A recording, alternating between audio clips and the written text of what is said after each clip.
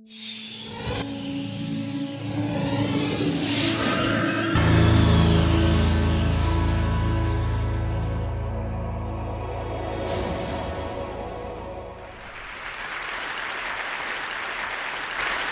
have to say that I'm very glad to be here. I understand we have over 80 countries here, so that's a whole new paradigm for me to speak to all of these countries. In each country, I'm sure you have this thing called the Parent-Teacher Conference. Do you know about the Parent-Teacher Conference? Not the ones for your kids, but the one you had as a child, where your parents come to school and your teacher talks to your parents, and it's a little bit awkward. Well, I remember in third grade, I had this moment where my father, who never takes off from work. He's a classical, blue-collar, a working-class immigrant person going to school to see his son, how he's doing. And the teacher said to him, he said, John is good at math and art. And he kind of nodded, The next day, I saw him talking to a customer at our tofu store. And he said, John's good at math. And that always stuck with me all my life. Why did Dad say art? Why wasn't it okay? Why? Became a question my entire life, and that's all right because being good at math meant he bought me a computer. And some of you remember this computer. This is my first computer. Who had an Apple II? Apple II users, very cool. I just remember the Apple II did nothing at all. You'd plug it in, you'd type it, green text would come out. It would say you're wrong most of the time. That was a computer we knew. That computer is a computer that I learned about going to MIT, my father's dream. And MIT, however, I learned about the computer at all levels. And after I went to art school to get away from computers, and I began to think about the computer as more of a spiritual space of thinking. And I was influenced by performance art. So this is 20 years ago. I made a computer out of people. It was called the Human-Powered Computer Experiment. I have a power manager, mouse driver, memory, etc., and I built this in Kyoto, the old capital of Japan. It's a room broken in two halves. I've turned the computer on, and these assistants are placing a giant floppy disk built out of cardboard, and it's put into the computer. And the floppy disk drive person wears it. She finds the first sector on the disk and takes data off the disk and passes it off to, of course, the bus. So the bus diligently carries the data into the computer, to the memory, to the CPU, the VRAM, etc. And it's an actual working computer. That's a bus, really. And it looks kind of fast. That's a mouse driver, where's XY.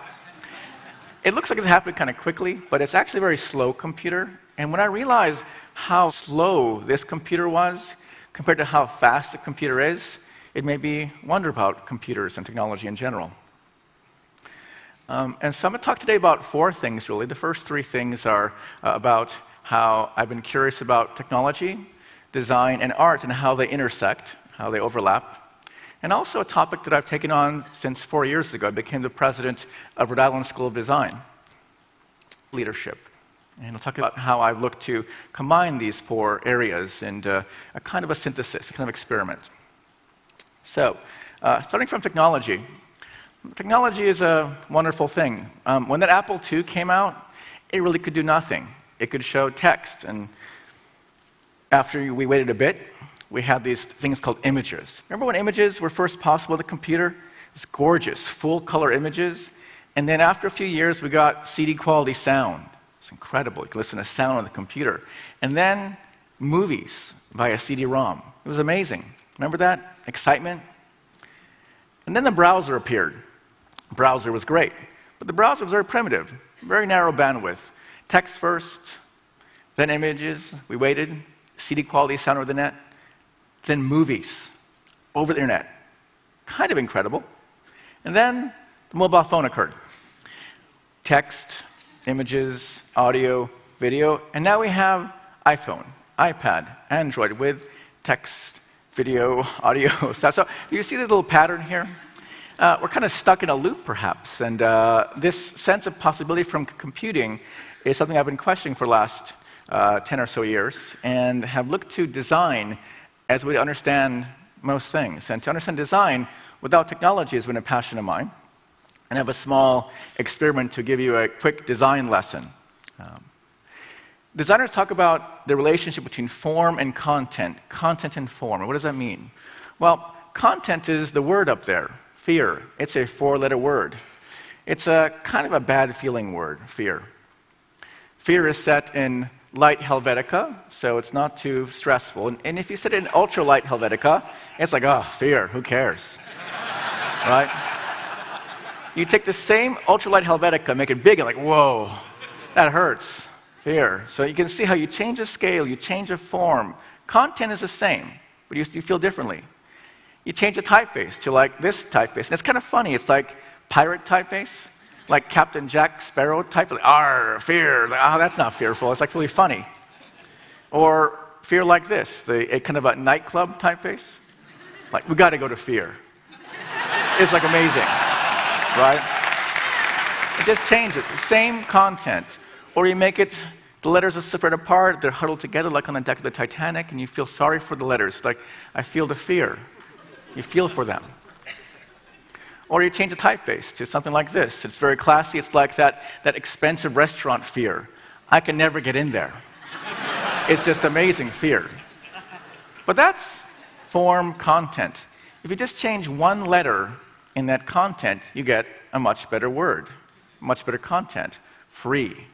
Free is a great word. You can serve it almost any way. Free bold feels like Mandela free. It's like, yes, I can be free. Free even light feels kind of like, oh, I can breathe in free. It feels great. Or even free spread out. It's like, oh, I can breathe in free so easily.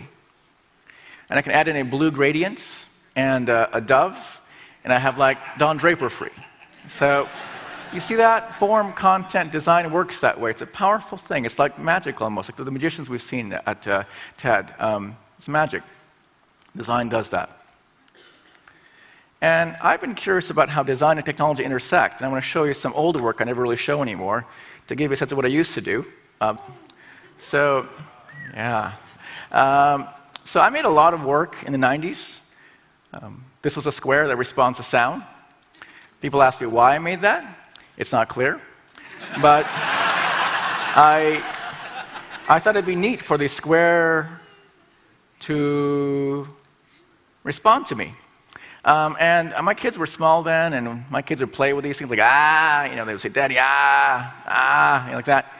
We go to the computer store, and they would do the same thing. And they would say, Daddy, why does the computer respond to sound? And it was really at the time I was wondering, why doesn't the computer respond to sound? So I made this as a kind of an experiment at the time. And then I spent a lot of time in this space of interactive graphics and things like this, and I stopped doing it because my students at MIT got so much better than myself, so I had to hang up my mouse.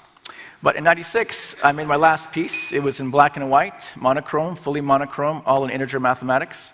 It's called Tap, Type, Write. It's paying a tribute to the wonderful typewriter that my mother used to type on all the time as a legal secretary. It has 10 variations. There's a shift.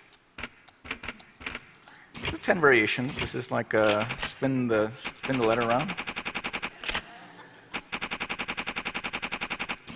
This is like a ring of letters.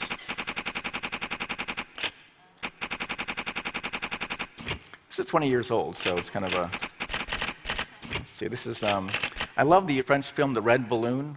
A great movie, right? I love that movie. So this is sort of like a play on that. It's peaceful, like that.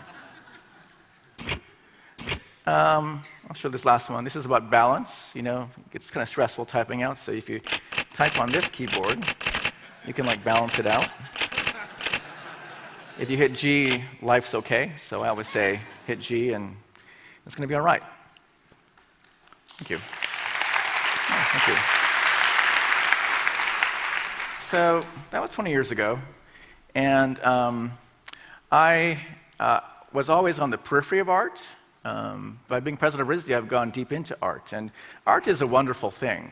Fine art, pure art. You know, when people say, I don't get art, I don't get it all. That means art is working, you know? It's like art is supposed to be enigmatic. So when you say, like, I don't get it, like, oh, that's great. Art does that. Because art is about asking questions, the questions that may not be answerable. At RISD, we have this amazing facility called the Edna Lawrence Nature Lab. It has 80,000 samples of animal, bone, mineral, plants. In Rhode Island, if an animal gets hit on the road, they call us up and we pick it up and stuff it. And why do we have this facility? Because at RISD, you have to look at the actual animal, the object, to understand its volume, to perceive it. At RISD, you're not allowed to draw from an image. And many people ask me, John, couldn't you just digitize all this, make it all digital? Wouldn't it be better? And I often say, well, there's something good to how things used to be done. There's something very different about it, something we should figure out what is good about how we did it, even in this new era. And I have a good friend, he's a new media artist named Tota Hasegawa. He's based in London. Now, actually, he's in Tokyo. But when he was based in London, he had a game with his wife. He would go to antique shops, and the game was as such. When we look at an antique we want, we'll ask the shopkeeper for the story behind the antique. And if it's a good story, we'll buy it. So they go to an antique shop, and they look at this cup, and they say, tell us about this cup. And the shopkeeper would say, it's old. Tell us more. Oh, it's really old. And he saw over and over the antique's value was all about it being old. And as a new media artist, he reflected and said, I spent my whole career making new media art. People say, wow, your art, what is it? It's new media. And he realized it isn't about old or new. It's about something in between. It isn't about old, the dirt, new, the cloud. It's about what is good. A combination of the cloud and the dirt is where the action is at. You see it in all interesting art today, in all interesting businesses today. How we combine those two together to make good is very interesting. So art makes questions.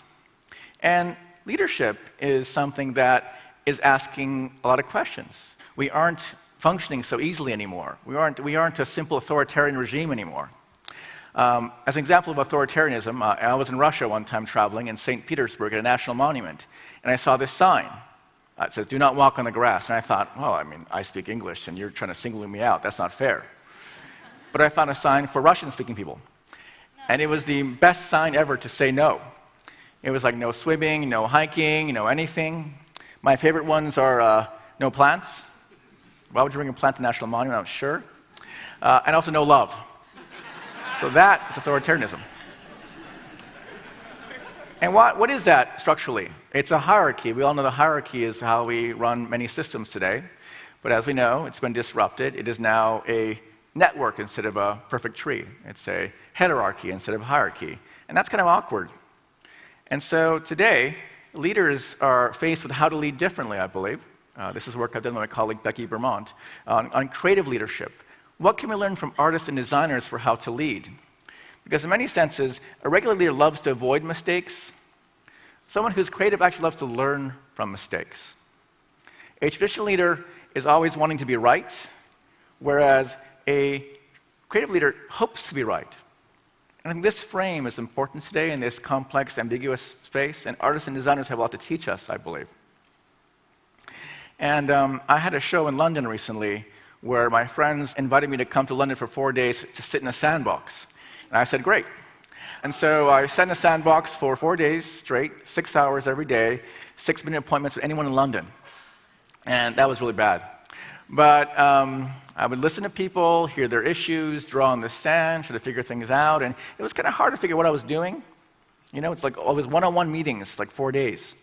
And it felt kind of like being president, actually. I was like, oh, this is my job, president. I do a lot of these meetings, And by the end of the experience, I realized why I was doing this. It's because leaders, what we do is we connect improbable connections and hope something will happen. And in that room, I found so many connections for different people across all of London. And so leadership, connecting people, is the great question today. Whether you're in the hierarchy or the heterarchy, it's a wonderful design challenge. And one thing I've been doing is doing some research on systems that can combine technology and leadership with an art and design perspective. Let me show you something I haven't shown anywhere, actually. So what this is a kind of sketch, application sketch I wrote in Python. You know how there's like Photoshop? This is called PowerShop. And the way it works is, imagine an organization. The CEO isn't ever at the top. The CEO is at the center of the organization. There may be different subdivisions in the organization, and you might want to look into different areas. For instance, green are areas doing well, red are areas doing poorly. How do you, as a leader, scan, connect, make things happen? So for instance, you might open up distribution here and find the different subdivisions in there and know that you know someone in eco over here. And these people here are in eco, the people you might engage with as CEO, people you might be going across the hierarchy. And part of the challenge of the CEO is to find connections across areas. And so you might look in R&D, and here you see one person who crosses the two areas of interest. And it's a person important to engage. So you might want to, for instance, get up a heads-up display on how you're interacting with them. How many coffees do you have? How often are you calling them, emailing them? What is the tenor of their email? How is it working out? Leaders might be able to use these systems to better regulate how they work inside the hierarchy. You can also imagine using technology like from Luminoso, the guys in Cambridge who were looking at deep text analysis. What is the tenor of your communications? So these kind of systems, I believe, are important. They're targeted social media systems around leaders. And I believe that this kind of perspective will only begin to grow as more leaders enter the space of art and design. Because art design lets you think like this, find different systems like this. And I've just begun thinking like this, so I'm glad to share that with you. So in closing, I want to thank all of you for your attention. Thanks very much.